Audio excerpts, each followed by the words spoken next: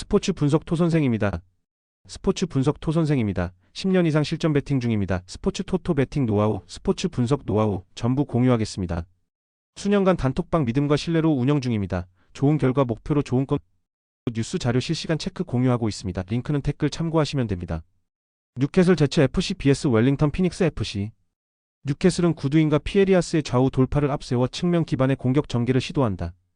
마우크는 이선에서 침투와 연계를 모두 수행하지만 다우즈의 이탈로 수비형 미드필더 자원이 얇아졌다.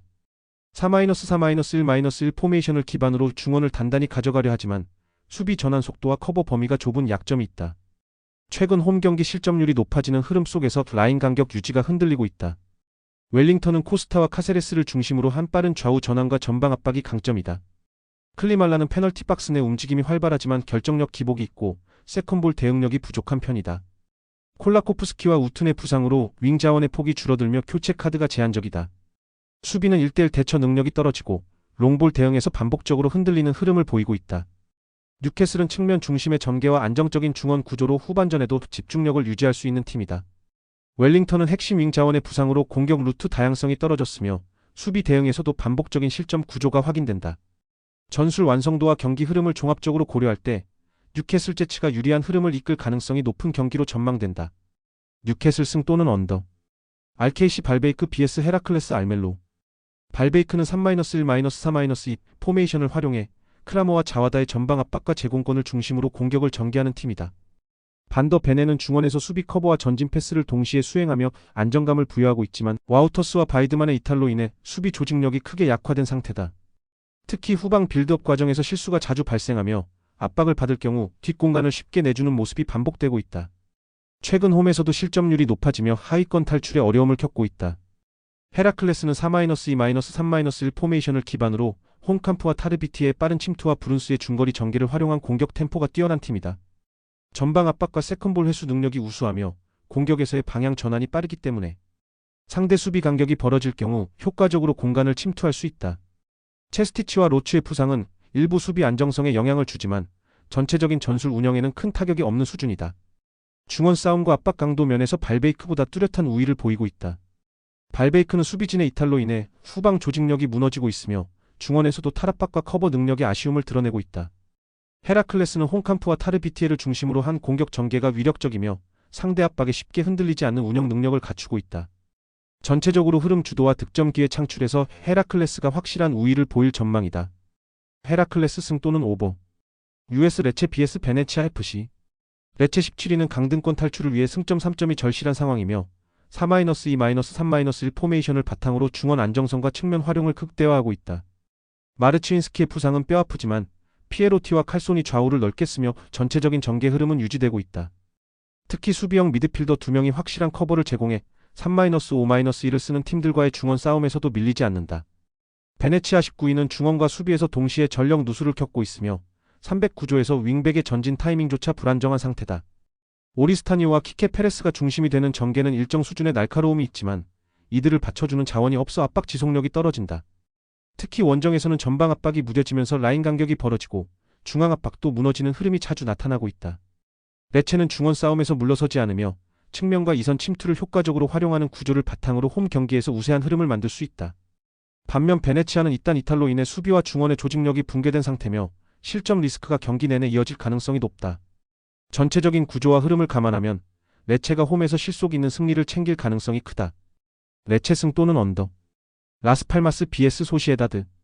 라스팔마스는 리그 19위로 강등권 탈출을 위해 매 경기 사활을 걸고 있다. 다만 키리안 로드리게스, 펠마르드, 실러선, 베니토 라미레즈 등 다수의 선수들이 부상으로 빠지며 스쿼드 탭스가 약화된 상태다. 득점력 부족이 최대 약점이며 전체적으로 낮은 전방 전개 속도와 낮은 볼 소유율로 고전하고 있다. 그럼에도 불구하고 홈 경기에서는 수비 조직력과 압박 강도를 높이며 의외의 저력을 보여주고 있다. 소시에다드는 리그 11호 중상위권을 유지하고 있으며 쿠보와 오야르사바를 활용한 측면 돌파가 위협적이다. 하지만 브라이스 멘데스를 비롯해 페커 자얀, 오드리오 솔라까지 부상으로 결장하며 이선과 측면에서의 전력이 저하된 상황이다. 특히 이번 경기는 스페인 본토가 아닌 카나리아 제도 원정으로 육체적 피로도가 크게 누적될 수밖에 없다. 이는 경기 후반 집중력 저하로 이어질 가능성이 높고 기존의 점유율 운영 방식에도 차질이 생길 수 있다. 라스팔마스는 확실한 수비 조직력과 수비적인 전술로 버티는 팀이며 홈에서 더욱 끈질긴 모습을 보여왔다. 소시에다드는 장거리 이동에 따른 체력적 부담과 주요 선수 부상이라는 이중 악재를 안고 경기에 임한다. 기술적으로는 소시에다드가 앞서지만 원정 피로와 전술 완성도 측면에서는 확실한 의문 부호가 남는다. 무득점 혹은 1득점 승부가 예상되며 경기 전개상 언더 흐름으로 갈 확률이 높다. 라스팔마스는 홈 이점을 기반으로 수비 중심 전술을 통해 실점을 억제하는 데 집중할 것이다. 소시에다드는 체력적 한계와 이선 구성의 불안 속에 빌드업 효율이 저하될 수 있다. 경기 흐름상 다득점 가능성은 낮으며 무승부 혹은 언더 흐름이 더욱 유력해 보인다. 무승부 또는 언더. 고어헤드 이글스 vs FC 위트레흐트. 고어헤드 이글스는 4-2-3-1 포메이션을 기반으로 에드바르드센의 속도와 안트만의 공간 침투를 활용해 빠른 역습을 시도하는 팀이다. 스미트는 중원에서 템포 조절 역할을 맡고 있으나 트위우트와 스토커스의 부상으로 인해 빌드업의 안정성과 수비 라인의 커버 범위가 다소 줄어든 상태다. 공격 시에는 직선적인 전개가 강점이지만 압박에 직면했을 때 탈압박 능력이 낮아 점유율이 떨어지는 경향을 보인다. 강팀을 상대로는 실점 억제에 어려움을 겪는 흐름도 자주 반복되고 있다. 위트레흐트는 4-1-3-1 포메이션을 통해 높은 점유율과 중원 장악을 바탕으로 경기를 운영하는 팀이다. 할러는 제공권과 마무리 능력 모두에서 강점을 보이며 미겔 로드리게스는 폭넓은 활동량으로 공격 흐름을 자연스럽게 이끌어준다. 에라르기우의 이탈은 있지만 중원에서 블레이크의 수비적 기여와 템포 전환이 안정감을 유지시켜주고 있다. 최근 상승세 속의 측면 전개와 전방 압박 모두 완성도가 높아 하위권 팀에게 위협적인 구조를 갖추고 있다. 위트레흐트는 4-1-3-1 포메이션을 통해 높은 점유율과 중원 장악을 바탕으로 경기를 운영하는 팀이다. 할러는 제공권과 마무리 능력 모두에서 강점을 보이며 미겔 로드리게스는 폭넓은 활동량으로 공격 흐름을 자연스럽게 이끌어준다. 에라르기우의 이탈은 있지만 중원에서 블레이크의 수비적 기여와 템포 전환이 안정감을 유지시켜주고 있다. 최근 상승세 속의 측면 전개와 전방 압박 모두 완성도가 높아 하위권 팀에게 위협적인 구조를 갖추고 있다. 위트레흐트 승 또는 오보. 스파르타 로테르담 vs NEC 네이메언. 스파르타 로테르담은 4-2-3-1 포메이션을 기반으로 라우리첸과 미토의 전방 압박을 통해 상대를 흔드는 형태를 구사한다. 반 베르어는 이선에서 유기적인 연계를 통해 공격 전개에 기여하지만 중원에서의 전개 완성도는 상대적으로 떨어지는 편이다. 특히 수비 전환 과정에서 밸런스가 무너지며 실점으로 이어지는 장면이 잦고 대구주만의 이탈로 인해 중원 조율 능력에서도 아쉬움이 발생하고 있다. 홈 경기에서도 경기 주도권을 잃는 장면이 자주 연출되고 있다. 네이메어는 4-3-1 포메이션을 기반으로 반크루이와 린선의 침투를 적극 활용하며 수비 라인을 흔드는 전술을 구사한다. 올땐 라르센은 1선과 2선을 유기적으로 연결하며 공격의 흐름을 자연스럽게 이어가는 중심축 역할을 맡고 있으며 측면보다는 중앙 공간을 적극 공략하는 패턴이 강점이다. 드위트의 부재는 중원 압박에 영향을 줄 수 있지만 전체적인 조직력은 유지되고 있으며 탈압박 능력은 스파르타보다 우위다. 최근 경기에서 중원 템포 조절과 간결한 전진 패스를 통해 점유율을 끌어올리는 흐름도 나타나고 있다. 스파르타 로테르담은 중원 조율자 부재와 수비 라인의 느슨한 커버 능력으로 인해 안정적인 경기 운영이 어렵다. 반면 네이메어는 중앙 집중 전술을 바탕으로 템포를 효과적으로 조율하고 있으며 린선과 반크루이의 침투로 득점 기대치를 꾸준히 만들어내고 있다. 수비 부담이 큰 스파르타보다 네이메언이 전체적인 흐름에서 주도권을 잡을 가능성이 높다. 네이메언 승 또는 오버. 브렌트퍼드 vs 첼시. 브렌트퍼드는 현재 리그 11위로 중위권을 유지하고 있다. 위사와 은베모가 측면에서 활발하게 움직이며 빠른 역습 전개가 주된 전술이다. 야르몰류크의 중거리 슈팅도 위협적이지만 전체적으로 공격 마무리 단계에서 결정력 부족이 반복되고 있다. 파비오의 부상은 미드필드의 탈압박 능력과 전진 패스 연결에 영향을 주고 있으며 상대 강한 압박에 약한 모습을 보인다. 수비 라인은 400 기준으로 안정적인 간격을 유지하지만 세컨드볼 처리에서 느린 대응이 종종 드러난다. 첼시는 리그 6위로 상위권 경쟁을 이어가고 있으며 전방 조합의 유기적인 전개가 경기 흐름을 주도하고 있다. 무드리크가 징계로 결장하지만 산초와 네투의 좌우 전환 플레이와 엔소의 탈압박 패스는 안정적인 편이다. 포파나와 켈리만의 부상은 있지만 중앙 수비 라인과 중원의 탭스가 유지되기 때문에 전력 손실은 제한적이다. 전체적으로 점유율을 바탕으로 경기 주도권을 가져가는 방식이며 수비 전환 속도도 상당히 빠른 편이다. 특히 세트피스 수비가 안정적이며 공간 커버 능력이 향상되면서 경기당 실점률도 낮게 유지되고 있다. 브렌트퍼드는 역습 전개가 강점인 팀이지만 첼시의 강한 중원 압박과 빠른 수비 전환 속도에 밀릴 가능성이 높다. 첼시는 산초 네트 조합을 중심으로 좌우 전개가 매우 활발하고 엔소의 중원 장악 능력 또한 빛을 발하고 있다. 무드리크의 이탈은 아쉽지만 전반적인 전술 밸런스에는 큰 영향을 주지 않는다. 반면 브렌트퍼드는 수비시 측면이 쉽게 무너지며 포백 간격이 벌어지는 상황에서 연속 실점의 위험이 있다. 결국 공수 전환 속도와 조직력에서 첼시의 우세가 뚜렷하게 드러날 가능성이 높다. 브렌트퍼드는 전술적으로 역습에 의존하지만 측면 수비와 중원 압박 대응에서 취약한 구조다. 첼시는 네트와 산초의 빠른 전환 플레이와 중원 장악 능력을 바탕으로 안정적인 운영이 가능하다. 전체적인 경기 흐름과 전술 밸런스를 보면 첼시의 승리 가능성이 높다. 첼시 승 또는 언더. 풀럼 vs 리버풀. 풀럼은 현재 리그 9위로 안정적인 중위권을 유지하고 있으며 히메네스의 제공권과 아다마 트라오레의 돌파를 활용한 역습에 능한 팀이다. 하지만 넬슨과 윌슨이 부상으로 이탈하면서 이선 전개에서의 옵션이 줄어들었고 측면 수비 커버도 제한적으로 이뤄지고 있다. 스미스 로우가 볼을 잡아 전방으로 전개하는 능력은 좋지만 강한 압박을 받을 때는 안정성을 잃는 경향이 있다. 전체적인 전개는 빠르지만 압박이 강한 팀을 상대로는 미드필드 탈압박과 빌드업이 원활하지 않다. 리버풀은 현재 리그 1위를 기록 중이며 살라와 조타를 중심으로 한 강력한 측면 공격이 살아있다. 알렉산더 마이너스 아놀드와 고메즈가 이탈했지만 로버트슨과 반 다이크를 중심으로 후방 라인의 안정감은 여전하다. 맥앨리스터와 사비츠라의 미드필드 조합은 전방 압박과 볼 순환에 있어서 EPL 내 최상급이라 할 수 있다. 중원 장악력, 속도 조절, 세컨드볼 대응 모두에서 풀럼보다 우위에 있는 전술 완성도를 자랑한다. 풀럼은 속도감 있는 전개는 가능하지만 미드필드와 측면 수비에서 압박이 들어올 경우 쉽게 무너지는 패턴이 반복된다. 리버풀은 강한 전방 압박과 측면 돌파를 통해 상대 수비를 무너뜨리는 데 능하며 공격 조합의 완성도도 매우 높다. 풀럼이 홈에서 수비적으로 버티더라도 살라 마이너스 조타의 움직임과 맥앨리스터의 탈압박 조율로 결국 공간이 열릴 가능성이 크다. 수비라인 집중력이 일정 시간 이상 유지되기 어렵고 전체 흐름은 리버풀이 지배할 가능성이 높다.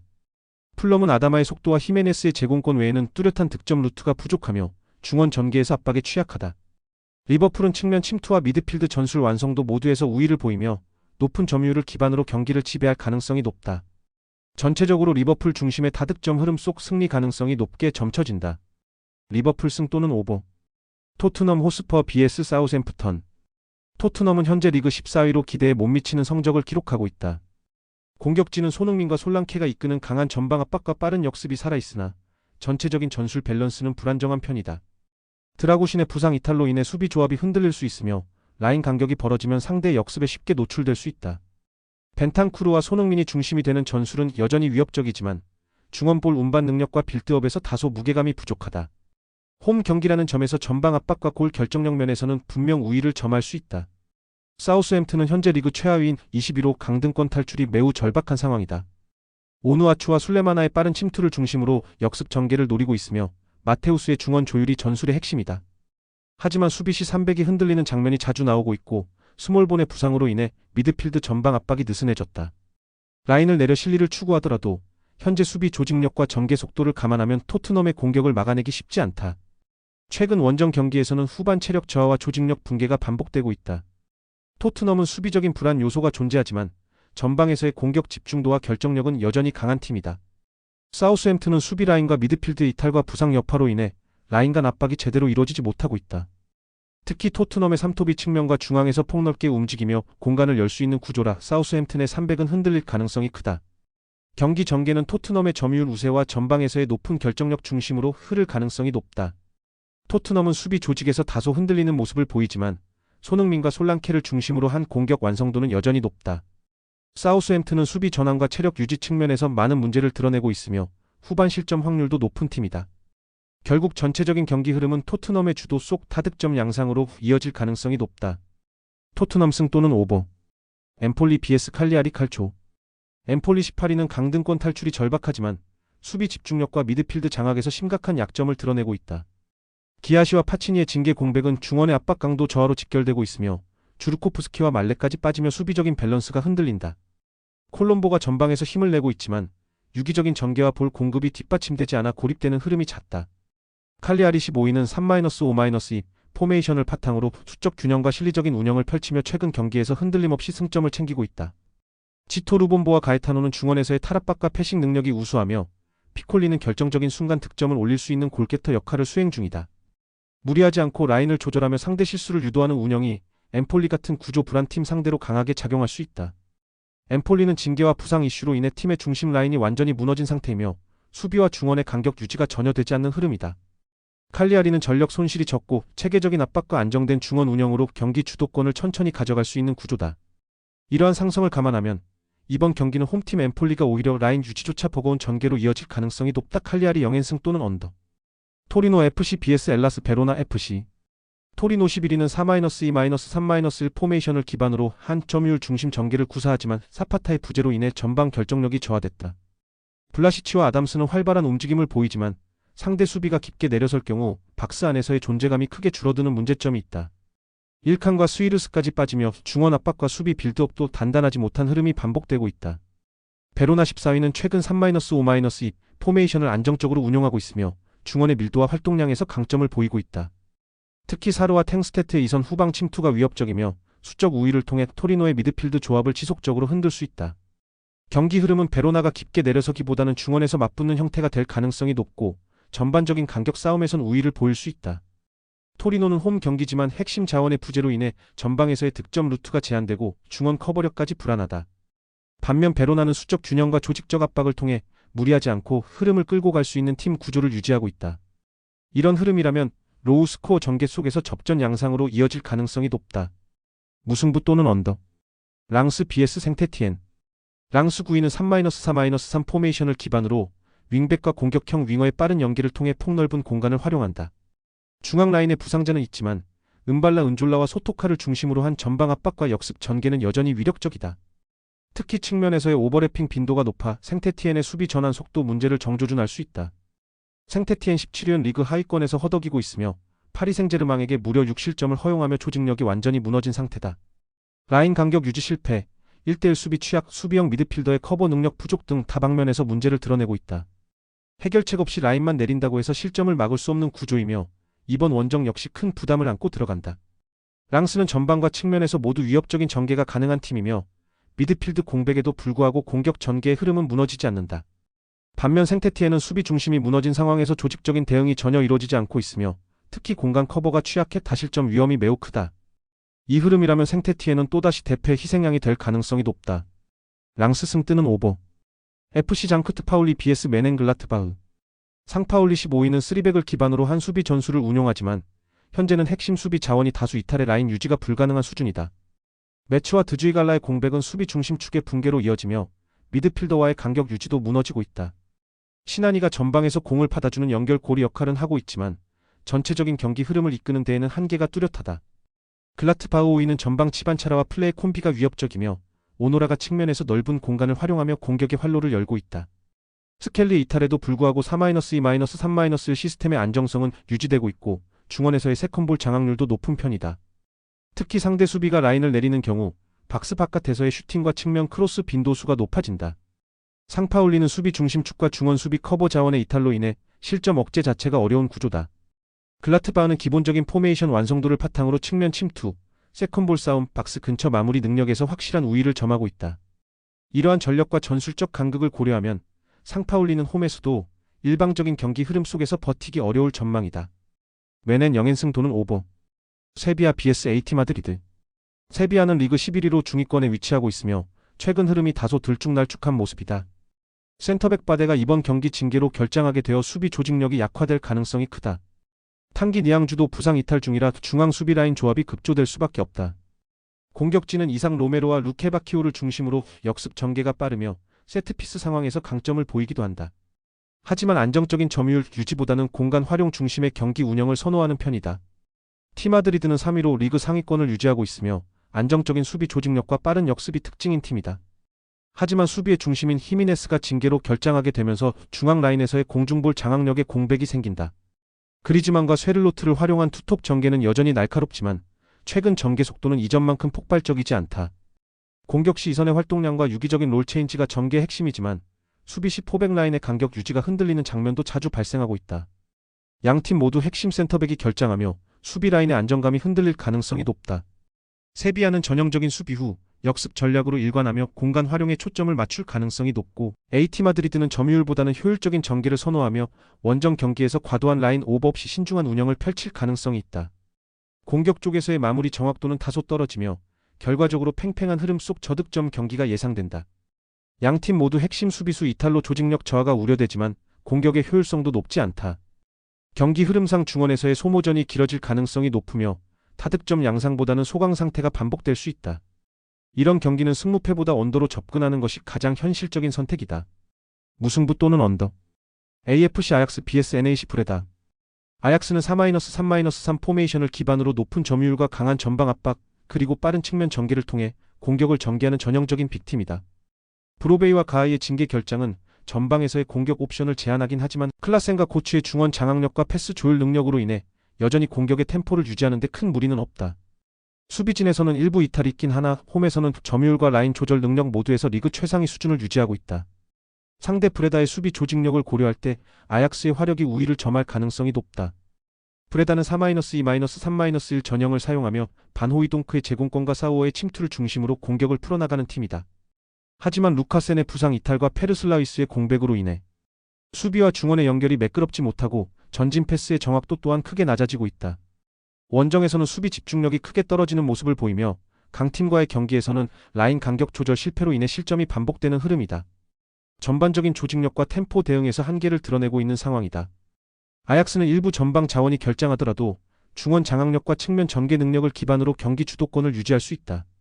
브레다는 수비 집중력과 전술적 응집력이 부족하며 강한 압박을 받는 상황에서 실점 가능성이 높다. 전체적인 경기 흐름과 전력 차이를 고려하면 아약스가 홈에서 확실한 우위를 점할 가능성이 높다. 아약스 승 또는 오버. 몽펠리에 HSC vs 르하브르 AC. 몽펠리에 18위는 강등권 탈출이 절박한 상황이지만 경기 내용에서는 반등의 실마리가 잘 보이지 않는다.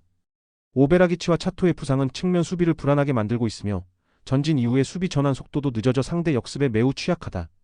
중원에서 사바니의 활약에 의존하는 구조지만 상대 압박에 쉽게 고립되며 흐름이 끊기는 장면이 자주 나온다. 르하브르 16위는 최근 실점은 많지 않지만 공격에서 효율성이 부족해 승점 확보에 어려움을 겪고 있다. 그럼에도 불구하고 조직적인 수비와 수비형 미드필더의 이탈 없이 안정적인 블록을 유지하고 있는 점은 긍정적이다. 몽펠리에가 전방에서 지속적인 압박을 주기 어렵다는 점을 감안하면 르하브르가 원정에서도 실속 있는 전개로 득점을 노릴 수 있다. 몽펠리에는 팀 내 동기부여에 비해 경기 내용이 매우 무기력한 흐름을 보이고 있으며 수비 공백이 누적되면서 흔들리는 장면이 잦다. 르하브르는 득점력에 한계가 있음에도 불구하고 수비에서의 조직력은 유지되고 있어 실리 축구에 적합한 경기 흐름을 만들 수 있다. 양 팀의 전력 대비 흐름을 종합하면 르하브르의 원정 승리 가능성이 더 높아 보인다. 르하브르 프랜승 또는 언더. 스타드 드 랭스 vs RC 스트라스부르. 랭스 15위는 강등권과의 격차가 크지 않기 때문에 이번 홈 경기에서 승점 확보가 절실하다. 하지만 5-3-1 포메이션을 활용하면서 지나치게 수비에 치중한 전개가 이어지고 있고 부상 이슈로 인해 중원에서의 압박도 무뎌진 상태다. 측면 수비가 라인 깊숙이 내려앉아 스트라스부르의 이선 크로스와 공간 활용에 고전할 여지가 크다. 스트라스부르 6위는 전체적인 전술 완성도가 높은 편이며 에메아와 나나시가 중심이 된 공격 조합은 좌우 밸런스를 잘 유지하고 있다. 특히 리마레찰은 박스 근처에서의 위치 선정이 탁월해 랭스의 수비 사이 간격을 집요하게 파고들 수 있다. 수비 라인에 부상이 있지만 점유율 기반의 운영 능력과 라인 조절 능력은 랭스를 상대로 확실한 우위를 보일 수 있다. 랭스는 수비 라인을 촘촘히 내리고 버티는 전략을 고수하고 있지만 중원 커버 약화로 인해 전체 라인의 분절이 심화되고 있다. 스트라스부르는 전방 조합의 유기적인 움직임과 세밀한 빌드업을 통해 랭스의 수비 블록을 효과적으로 무너뜨릴 수 있다. 경기 흐름상 랭스의 공격 전개가 무력하게 차단될 가능성이 높으며 스트라스부르의 실속 있는 운영이 돋보일 것으로 예상된다. 스트라스부르 0연승 또는 언더. 렌 vs 옥세르. 렌 12위는 최근 공격 전개에서 점점 살아나는 흐름을 보이고 있지만 후방 수비 라인의 집중력 저하가 계속되고 있다. 세이두의 부재로 인해 3백 사이 간격 유지가 어려워졌으며 알렘다르의 결장도 골문 앞 안정성에 큰 부담을 주고 있다. 중앙을 중심으로 점유율을 가져가는 전술이지만 공간 커버가 안 되는 상황에서 라인을 올리면 실점 리스크가 커진다. 옥세르 12위는 유사한 3-4-3 포메이션을 활용하면서도 수비와 중원의 간격 조절이 안정적이다. 트라오레와 페랑이 전방에서 볼을 끌어주는 역할을 충실히 수행하며 측면에서의 오버래핑 비중도 높아진 상황이다. 전체적인 밸런스 유지에 있어서는 램보다 한 수 위의 흐름을 만들 수 있는 구조이며 후반 교체 카드에서도 안정적인 흐름을 유지한다. 렌은 전방 압박과 측면 전개에서 긍정적인 흐름을 보이고 있지만 수비 라인이 흔들리면서 리드 상황에서도 불안한 모습을 보이고 있다. 옥세르는 공격 효율성에서 다소 아쉬움이 있지만 전술적인 안정성과 수비 집중력 면에서는 우위를 점할 수 있다. 수비 불안 요소가 경기 전반을 흔들 가능성이 높은 만큼 옥세르 쪽으로 흐름이 기울 가능성이 크다. 오세르 헨승 또는 오바. 맨체스터 유나이티드 vs 맨체스터 시티.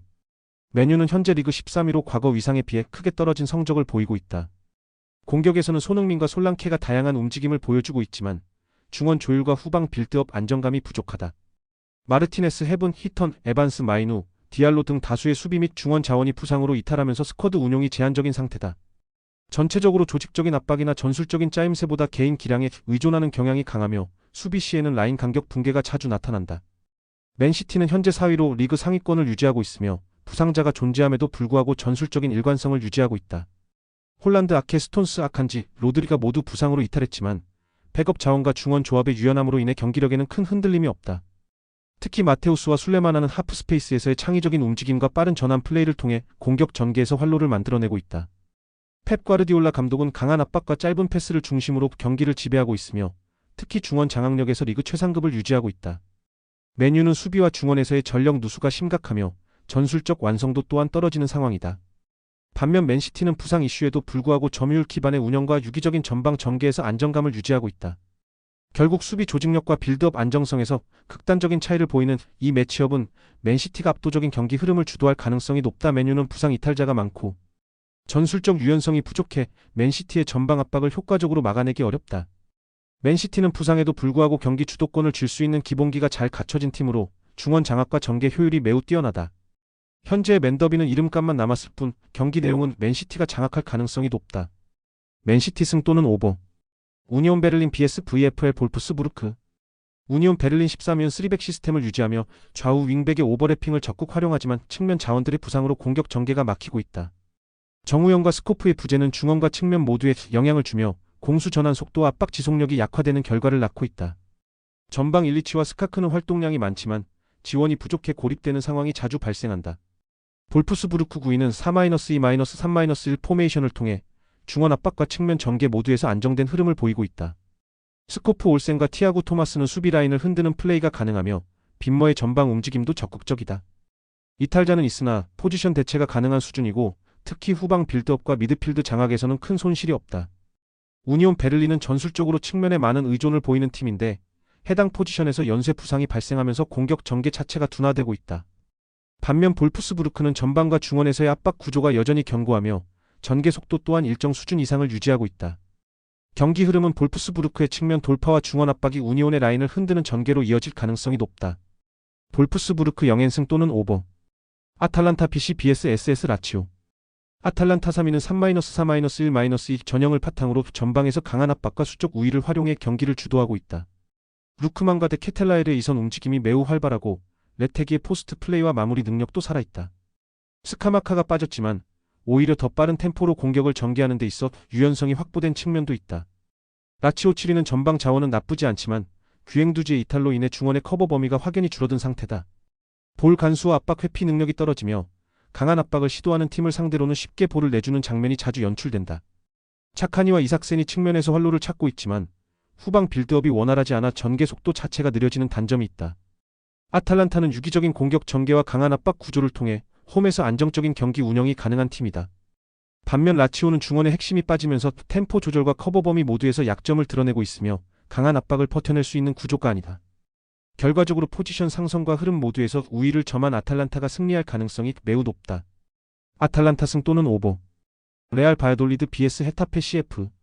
바야돌리드는 현재 리그 최하위인 20위에 머물며 강등 위기에 직면해 있다. 수완미 라타사와 아말라가 공격 전개의 활기를 불어넣고 있지만 전반적인 득점력은 여전히 부족하다. 하비 산체스와 다비드 토레스가 징계로 결장하며 수비 안정감이 크게 흔들린 상태다. 여기에 마르코스 앙드레와 헤인까지 부상으로 이탈하며 전방과 후방 모두 결장자가 발생한 상황이다. 홈 경기라는 이점을 갖고 있지만 스쿼드 구성의 불균형으로 인해 경기 주도권을 가져오기 어려운 흐름이다. 헤타페는 현재 리그 12위로 중위권을 안정적으로 유지하고 있다. 포백 라인을 기반으로 한 수비 조직력이 탄탄하며 4-1-4-1 포메이션을 활용한 미드필드 압박이 강점이다. 후안미와 코바의 전방 침투가 날카로우며 카를레스 페레스는 측면 돌파와 크로스 능력에서 확실한 존재감을 보인다.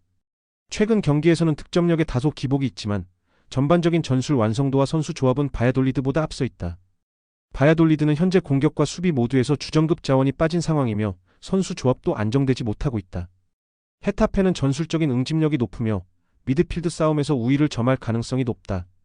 양팀 모두 득점력이 강한 편은 아니지만 수비 라인의 완성도와 조직력에서는 헤타페가 분명히 앞선다. 전체적인 경기 흐름은 헤타페의 수비 안정성과 빠른 전개 속도를 중심으로 흘러갈 전망이다. 바야돌리드는 전방과 수비에서의 동시 이탈로 인해 전력 균형이 크게 무너진 상태다.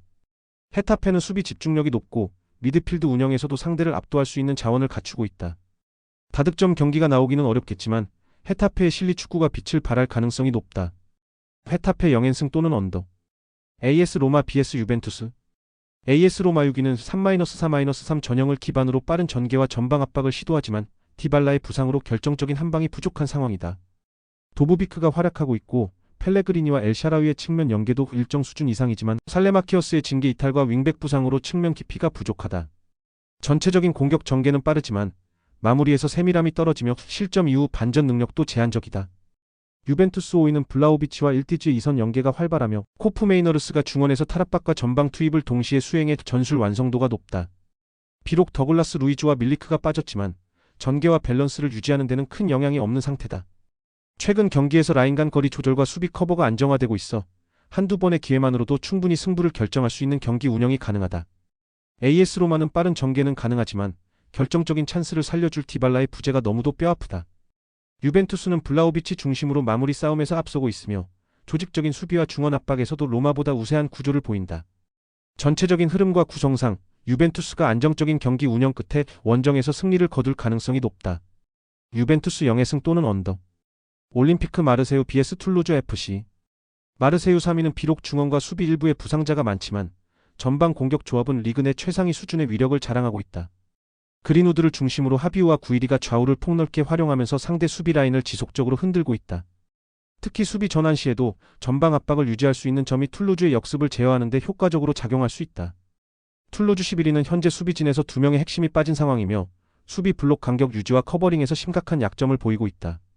아부크랄의 부재로 인해 공격 전개 속도도 저하되었으며 중원에서 볼을 끌어주는 슈미트의 공백 역시 부담이 크다.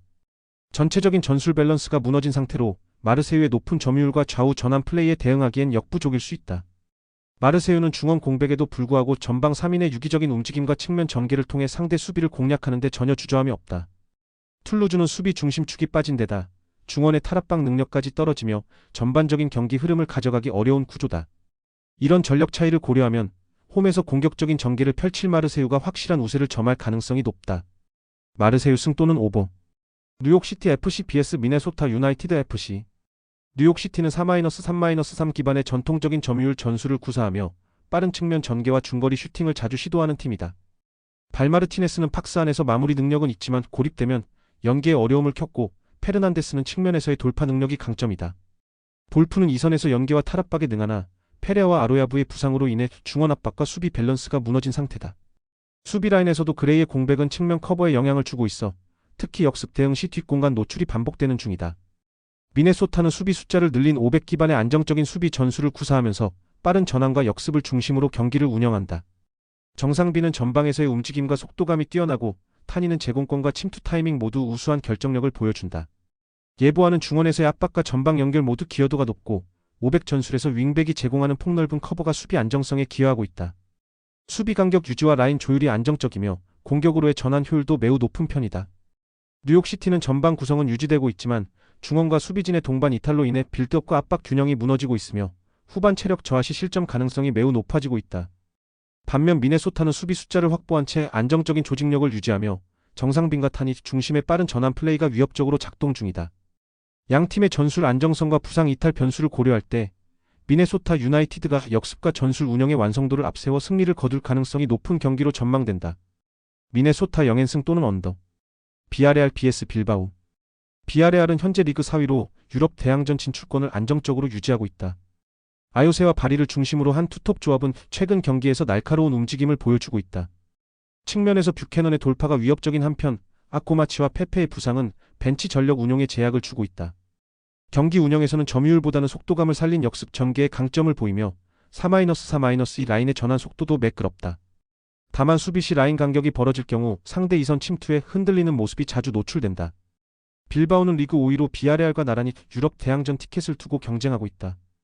이냐키와 니코 윌리엄스 형제를 활용한 빠른 측면 역습과 마로안 산나디의 중앙 조율이 강점이다. 루이스 대 갈라레타의 부상은 아쉽지만 대체 자원들의 경기 투입이 가능한 수준이며 운영 리스크는 크지 않다. 4-2-3-1 전형에서의 수비 전환과 후방 빌드업이 안정적이며 박스 근처에서의 공간 창출 능력도 상대적으로 뛰어나다. 공격 시 빠른 템포를 기반으로 하되 수비 시에는 라인을 내리며 실리적인 운영을 펼치는 스타일이다. 두 팀 모두 유럽 무대를 바라보는 중요한 승부에서 만났다. 비아레알은 전방 두 톱이 살아있지만 측면 조합의 부상 공백으로 인해 전술 균형이 떨어져 있다. 빌바오는 윌리엄스 형제를 중심으로 공격 속도와 수비 안정성을 동시에 갖춘 팀이다. 양팀 모두 타득점보다는 실점 억제에 집중할 가능성이 높으며 중원 압박과 역습 상황에서 더 효율적인 팀은 빌바오다. 수비 조직력과 이선 연계 전술 측면에서 빌바오가 한 발 앞서 있는 경기다. 비아레알은 공격 조합이 강하지만 전술적으로는 부상 이탈자 공백이 분명한 변수다. 빌바오는 중원 구성과 수비 조직력이 탄탄하며 윌리엄스 형제를 활용한 빠른 전개가 효과적으로 작용할 수 있다. 전술 완성도와 전반적인 밸런스는 빌바오 쪽이 확실히 앞서 있다. 빌바오 영연승 또는 언더 그리고 2년째 강조하고 있습니다. 비아레알 믿고 양팀 득점 성공. 산호세 어스케이크 BSTC 유나이티드. 산호세는 3-5-2 전형을 바탕으로 중원 점유율을 확보하면서 측면 오버래핑과 중앙 침투를 병행하는 전술을 활용한다. 주드는 이선에서 박스 앞 볼 배급에 능하며 보우다는 오버래핑과 크로스에서 위협적인 장면을 자주 만들어낸다. 아랑고는 골 결정력은 뛰어나지만 연계 시 공간 지원이 부족할 경우 고립되는 장면이 많다. 특히 니코사키리스와 로페즈, 키카노비치의 부상은 수비와 미드필더진의 전환 조율에 큰 영향을 끼치고 있으며 3백 라인 사이의 간격 유지가 불안해지고 있다. DC 유나이티드는 포백을 기반으로 한 4-2-3-1 전술을 활용하며 전방에서의 결정력과 세트피스 집중력이 높은 팀이다. 벤테케는 공중볼 장악과 박스 내 피니시 능력에서 MLS 최상위권을 자랑하며 페글로우는 타락박 후 공격 전개에 뛰어나다.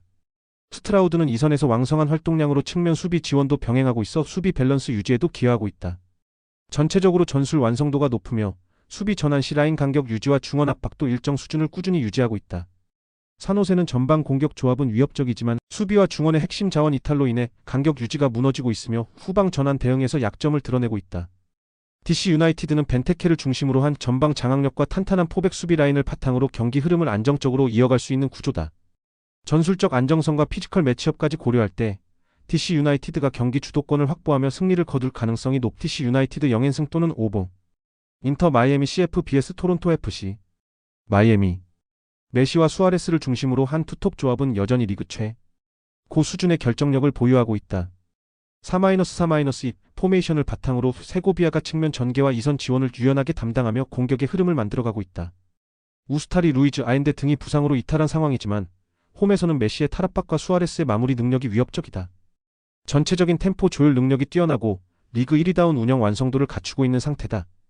토론토 4-2-3-1 포메이션을 활용하며 베르나르 데스치와 인시네의 측면 침투에 의존하는 공격 전개가 주를 이루고 있다.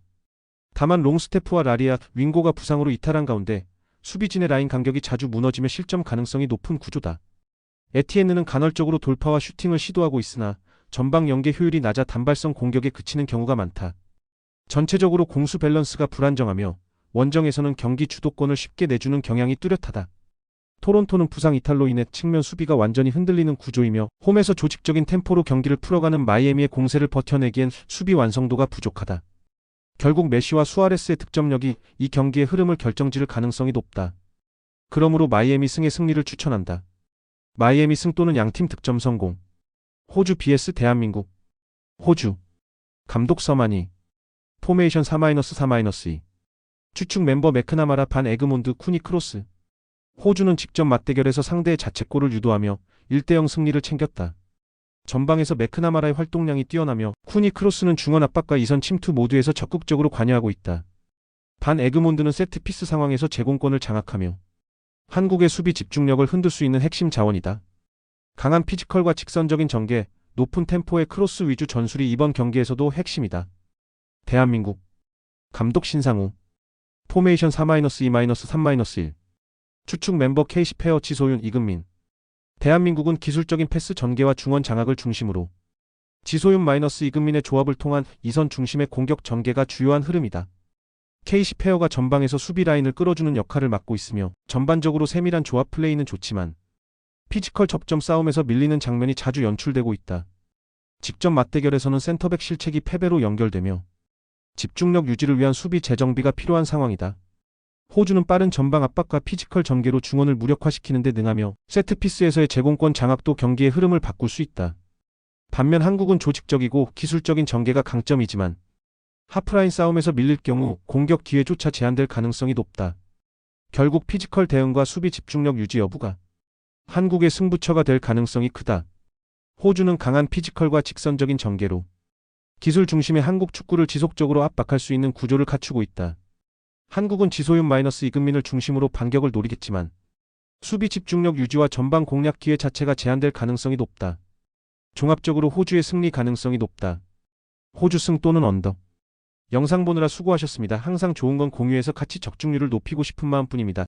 조합은 뉴스 선발 등 체크 고민 후 가족방에 공유하고 있습니다. 댓글에 가족방 링크 있으니 참고해주세요. 구독과 좋아요 감사합니다.